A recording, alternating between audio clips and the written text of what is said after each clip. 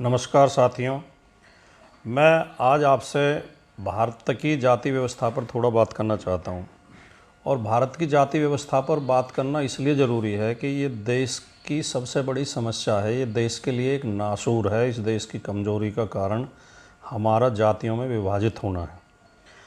अगर देश का इतिहास पढ़ें तो हमारा देश अगर गुलाम हुआ तो उसका कारण ये जाति व्यवस्था थी, क्योंकि हम जातियों में बटे हुए थे। इस देश में 10-10 हज़ार, 5-5 हज़ार, 15 हज़ार सैनिक लेके बाहर के लोग आए और इस 14-15 करोड़ की आबादी के देश को रौंदते हुए चले गए। राजा बादशाह तो आए सेना लेकर, यहाँ तक कि लुटेरों के गिरोह भी आए। वो लुटेरों के गिरोह भी देश को लूटते हुए चले गए और मुट्ठी भर लोगों का हम मुकाबला नहीं कर पाए। इसका कारण ये था कि हमारे बीच में इतना विभाजन किया गया है कि ये लोग केवल पढ़ने लिखने का काम ये करेंगे, धन का काम ये करेंगे, संपत्ति का, और लड़ने का काम इन मुट्ठी भर लोगों का होगा। अगर हम सभी देश के नागरिकों को बाहर के दूसरे देशों की तरह, अगर यूरोप, अमेरिका की तरह और बाकी दुनिया की तरह अगर हम ये अधिकार देते कि ये देश सबका है, उन्हें ये महसूस होता कि हम सबकी जिम्मेदारी है और हम सब लड़ सकते हैं और हमारे ऊपर कोई आक्रमण करेगा तो हम एक होकर लड़ेंगे, तो किसी विदेशी ताकत की हिम्मत नहीं थी जो इस देश की तरफ आंख उठा के भी देखता। बाद में भी जो और भी बहुत सारी समस्याएं हैं, उनका कारण, बड़ा कारण भी भारत की जाति व्यवस्था है। तो इसलिए इस व्यवस्था पे, इस बुराई पे बात करना मैं समझता हूँ सबसे ज़्यादा अनिवार्य है, सबसे ज़्यादा ज़रूरी है। जब तक हम इस जातीय भेदभाव से नहीं उभरेंगे, इस वर्ण व्यवस्था से नहीं निकलेंगे, इस पाखंड से, अंधविश्वास से नहीं निकलेंगे, हम मजबूत नहीं हो सकते।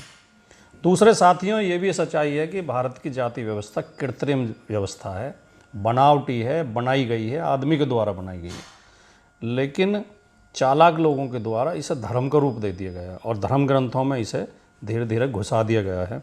ये एक बहुत बड़ा षड्यंत्र है।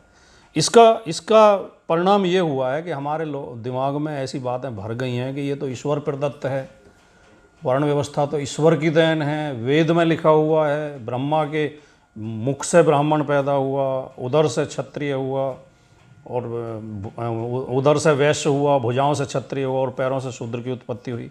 इस तरह की बेहूदी, बेसिर पैर की, बेकार की, अतार्किक बातें, मूर्खतापूर्ण बातें हमारे दिमागों में भरी गई हैं और उन्हें धर्म ग्रंथ का रूप दिया गया है।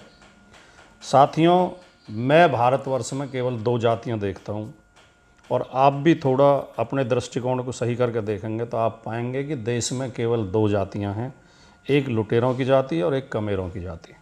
लुटेरे मुट्ठी भर हैं, कमेरे बहुत अधिक संख्या में हैं, लेकिन उन बहुत बहुसंख्यक कमेरों के ऊपर मुट्ठी भर लुटेरों का शासन है। हर तरीके से वो उनके द्वारा संचालित होते हैं। इनके शरीर तो उनके गुलाम हैं ही हैं, इनके दिमाग भी उनके गुलाम हैं। तो साथियों, ये षड्यंत्र किया गया कि जब लुटेरों ने सोचा, चालाकीपूर्ण तरीके से व्यवस्था बनाई, तो उन्होंने सोचा कि ये कमेरे इतने अधिक हैं कि जिस दिन ये जाग गए और एक होकर अगर खड़े हो गए तो हम कुछ नहीं कर पाएंगे, तो इन्हें विभाजित करो।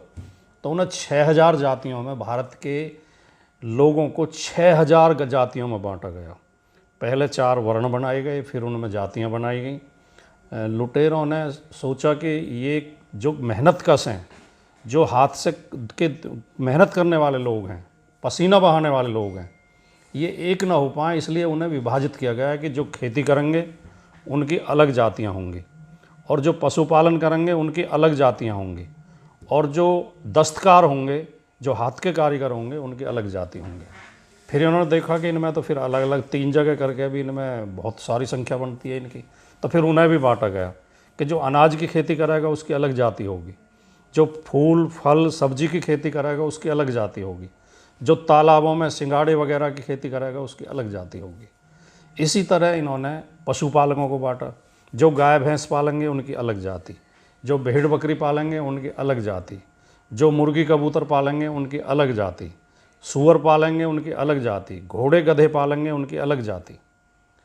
इसी तरह दस्तकारों को विभाजित किया, लकड़ी के दस्तकारों की अलग जाति, लोहे के दस्तकारों की अलग जाति, सोने चांदी के दस्तकारों की अलग जाति, चमड़े के दस्तकारों की अलग जाति, मिट्टी से बर्तन बनाने वाले की अलग जाति, कपड़ा बुनने वाले की अलग जाति, बाल काटने वाले की अलग जाति। इस तरह हमें विभाजित किया गया षड्यंत्रपूर्वक। ये कोई प्राकृतिक नहीं है, ये ईश्वर प्रदत्त नहीं है, ये हम सदैव से चली हुई नहीं है, ये बनाई गई है चालाक लोगों के द्वारा। और जाति विभाजन की हद तो ये है कि घोड़े से संबंधित 10 जाति बना रखी हैं। घोड़े को जो चारा दाना डालेगा उसकी अलग जाति है, घोड़े को जो खरेरा करेगा उसके शरीर पर उसकी अलग जाति है, घोड़े को जो जिन्स कसेगा घोड़े के ऊपर उसकी अलग जाति है, घोड़े की पैरों में जो तहनाल लगाएगा उसकी अलग जाति है, जो घोड़े को जोतेगा रथ में उसकी अलग जाति है, और जो घोड़े को हाँकने का काम करेगा उसकी अलग जाति है, और जो घोड़े पर सवारी करेगा उसकी अलग जाति है। और कमाल की बात यह है कि सारा काम करने के बाद इन मेहनत कशों में से कोई भी उसके ऊपर सवारी नहीं कर सकता, सवारी कोई और करेगा।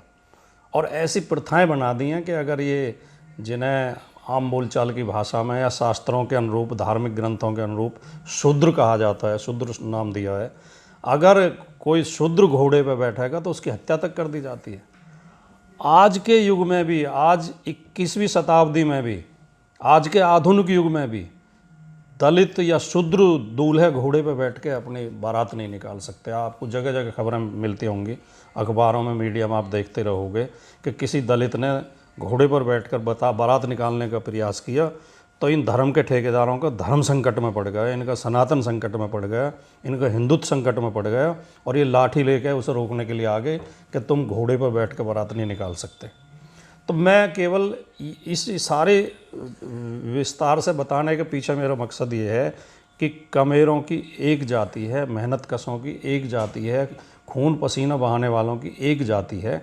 आप सब अगर इस बात को समझ लो और इस धार्मिक पाखंड से निकल जाओ, और जो चालाक लोगों द्वारा, आपके जो शोषक हैं, जो आपका शोषण करते हैं, उन्होंने आपको बहका के रखा है कि तुम्हारी अलग जाति है, इसकी अलग जाति है, उसकी अलग जाति है, तुम इसके हाथ का पानी नहीं पियोगे, इसके हाथ का खाना नहीं खाओगे, इनसे शादी ब्याह के संबंध नहीं कर सकते, इनके साथ उठ बैठ नहीं सकते, इन्हें अपने घर में नहीं बैठाओगे।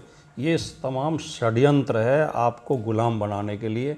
जब तक मेहनत कशों इस षड्यंत्र को नहीं समझोगे और सारे मतभेद भुला के, जाति भेद भुला के, ये बनाई हुई व्यवस्थाएं भुला के एक नहीं हो जाओगे, तब तक तुम्हारी आज़ादी नहीं होगी, तुम्हारी गुलामी नहीं टूटेगी। इसलिए अगर गुलामी से निकलना चाहते हो तो इन जाति भेदों को भूल के सारे भारतवासी एक हो जाओ और एक होकर आवाज़ दो और इस देश को मजबूत करने के लिए काम करो।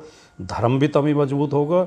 जो लोग हिंदुत्व की बात करते हैं तो हिंदुत्व मुट्ठी भर लोगों को मजबूत करने से हिंदुत्व मजबूत होगा, या हिंदू धर्म के 100% लोगों को मजबूत करने से हिंदू धर्म मजबूत होगा।